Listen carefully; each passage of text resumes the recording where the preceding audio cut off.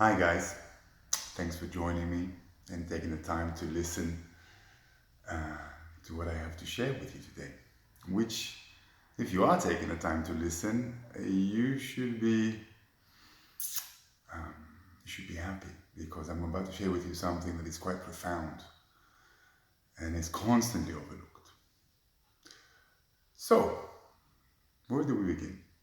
How about a fusion point? This place that we constantly not realize about who we are. How can I be at two places at once? How can I be the energy of the mind, i.e., perception, thoughts, emotions, ideas, intentions, and the physical energy of the body, i.e., bones, ligaments, flesh, organs, skin? How can I be the feeling in the heart and the pulsation of the heartbeat? How can my blood have that which is already materialized and that which hasn't yet materialized all fused in into one? So typically, if you're being honest with yourself, you'd see that you might have lots of confidence in a certain area, but when it comes to your body, and are you well, and can you talk to your cells? Can you do something that will create a chain effect of positivity in your body? And the answer is yes, you can, but you can't. Because for so many of us, fundamentally, we don't realize that the material stuff we're made of, the material, the bones, the flesh, the ligaments, it is in essence spiritual energy. It is in essence in a certain order, in a certain alignment to receive you. But then you have to reconstruct who you think you are. If you're not just a thought and an emotion, if you're not just an idea or perception popping into existence, wondering where it's at, what if you are the whole thing? You are this amazing thing that comes in, and it's one thing within another, within another, within another, within another. And the most fundamental thing that holds you is your body. And guess what? Your body holds mainly unseen energy, emotion, thoughts, food that you've taken in and you don't know what it is. It's got so many things about it that are complex, and yet all of it resides within you. What do you think? If you're not feeling well, you think that that's a physical thing? Seriously? You think you can have a perception of negativity in your mind, looking at something in a negative way, and then still be okay physical? Really? Do you think so? Do you think there's a real separation between the vibration of your body and the vibration of your mind? Well, in our belief system, in the serial belief system we grew up in and we live in the Western world, yes, there is. So people might be really spiritual and really funky about their ideas and very open-minded, and when it comes to their body and something hurts, all of a sudden they go into what? Anxiousness.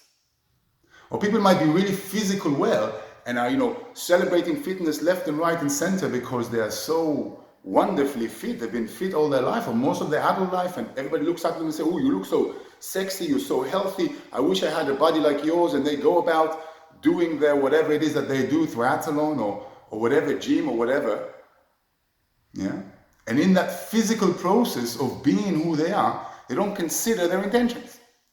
They don't consider the pathway. What are we doing with the body? What is this body doing? Who am I?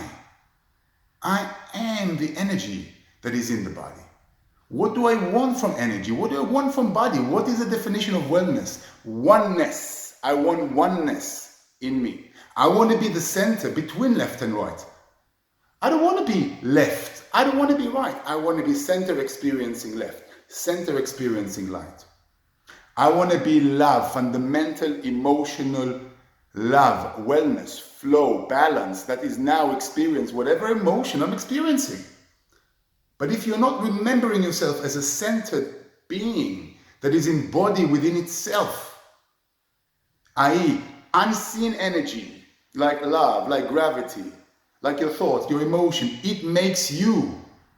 And then this comes, this thing that you can feel and make sense. And when other people touch, and when it hurts, it really hurts. And when it's tired, it's really tired. And when it's hungry, it's really hungry. And when it's horny, it's really horny. This thing needs to connect to the other thing. We can't live in a spectrum when we have this idea about who we are internally, and then in a physical reality that knocks on our door, and we panic each time it happens.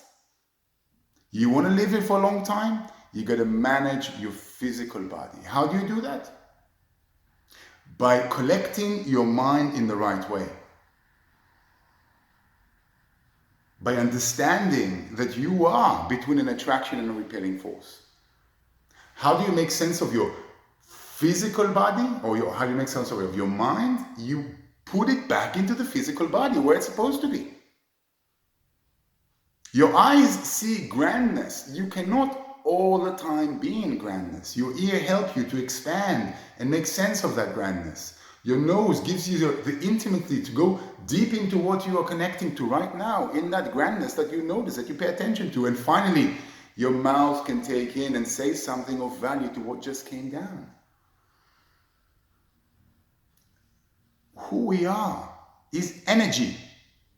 And that energy has different garments it's wearing. Energy, emotions, thoughts, perception. These things existed before language came in, before a name came in and called itself Amir, or a language like English or Hebrew came in. Before concepts such as these came in, there was already energy. I already exist, and I take a deep breath to what I already am. I do not begin with the breath. The now is a fresh moment, but it's not the beginning. We already are. I already exist. You already exist. And that existence is a hybrid. It's neither this nor that. It's a fusion point. You exist between the grandness of you and the stupidity of you. And you need to work the balance. The grandness of you, meaning the love that you can embody every moment in your life and go back to balance and harmony, or the stupidity, the anxiousness you might feel because things shift and change. And they shift and change for a reason. You create a reason, but you don't know, because you create your own blindfolding experience. That's the whole point. So when are we going to grow up and realize that everything that is seen begins in an unseen state? Everything that is manifested begins in an unmanifested state. How do we create manifestation in the way that we want it to be? Very simple. Gratitude. Appreciation. And again, gratitude. Appreciation of what? Of the energy that I know are coming. What is it? Physical strength? Let's go for it. Gratitude for physical strength. Appreciation. What is strength? It's not a clenching of the muscle. What, have you been training the clenching of your muscles? Well, tough. You should be doing a different model. It should be expanding your ligaments whilst your bone is staying still, expanding your ligaments, up, down, left, right, forward, backwards, into your muscles, into your skin, creating mass from center, expandingness from center into the rest of you. Rather than just push, you need to learn to bow and unbow, these concepts about strength that needs to be realized. And if you haven't realized them, then the only thing you're doing, and I bet you do that if you like to go to the gym or if you like to do whatever, is you clench. So you go from the muscle, clenching, cutting into the bone, holding it, preventing flow, and overriding the most important part of your mobility, and that's your ligaments or your connective tissues. Ligament is just the name of the center connective tissue all over the body. Connective tissues are like light in the solar system. The sun is not supposed to move. The bones are not moving. They emanate an energy of connectivity that does so many things at once. I'm not going to bore you with all the details, but it's fascinating. And if you haven't been doing it, then you're not using force. You're just using stupidity as a physical expression. In the same way, if you're not using love emotionally to go back to balance, not because you want to love everybody, no, because love brings you back to balance. Your experience has just gone off balance because you interact with someone and something you didn't expect happen or whatever. Go back to balance. You're not you without balance. And yet we experience ourselves so often, sometimes for hours or days without balance, and still think we are who we are. We're not. We only are who we are when we're in balance. The only thing that's going to keep us well, happy, make us re-examine things and get more out of what we have, more technology, more benevolent tools, a longer life, a happier life, is balance. Balance. Center emanating. Center returns. Everything has to do with centering self. Self is centered in the body. Self is the sum of the oneness of all this energy that passes through you. It's complex. Get to know it. What have you been doing? Living life on the outside like everybody else because a million people do it? It means that it's so. We gotta wake up. What are we realizing? That fundamentally, unless we balance ourselves, we're not balanced. Fundamentally, unless we bring ourselves to a decision point to trust something important, we can't move on. What is this thing that we need to trust? Unseen energy, parental energy. Can you trust the fact that the seed is not just a tree, it's a whole fucking forest in potential? Can you trust that? Can you understand that you're never alone? Can you understand that the air around you is full of energy? There is so much energy waiting to support you in the way of synchronicity, in the way of emotional support, in the way of people meeting. So much if you just say yes. Yes to work in the puzzle. And no to that energy of too smart to look. Oh, I know already who I am. I know already. Please, Amir, don't bore me. I'm already 40. I'm already 50. I'm already 60. I've been through that. I don't have time for this nonsense. If you're not going to do that, you're going to be ill. You're going to have an accident. Something shit is going to happen to you. You're going to go into anxiousness. You got to take a moment to recalibrate you. I mean it with all sincerity. That's why I talk in this way. And I'm not talking in this kind of nice, relaxed way. Because I believe there's an urgency to that. The sooner you wake up to realize there is more inviting you to do something with you. There is more of you in you. Every challenge you have is so you can bring you more to the picture.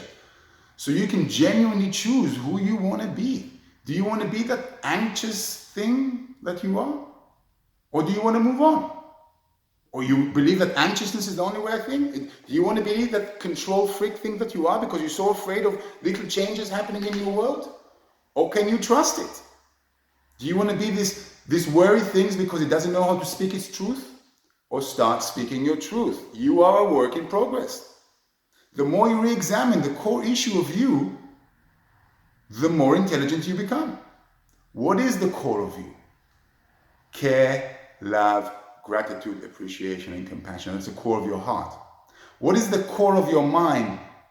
You want to hear it? Clarity. Not a fixed concept. Clarity. Conceptlessness. So every concept that comes in can be examined properly. Clarity is the origin of your mind. You know what's the origin of your body? Bones. That's why they have a different life cycle. Bones are supposed to be at the core, again, like the sun in the solar system. It's not supposed to move.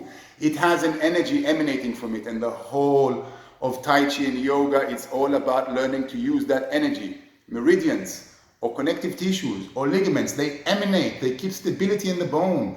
They give substance to the muscle. Otherwise, you cut straight through the middle, coming from the muscle and clenching them. Clenching muscles is so stupid. So stupid, and yet we all do it. Unless you train otherwise. Thinking you're alone is so stupid and untrue, and yet unless you train yourself to remember that you're never alone, even if it looks like you're alone. Unless you do that, you are not doing it. So please, my dear brothers and sisters, please, my family and friend, wake the fuck up.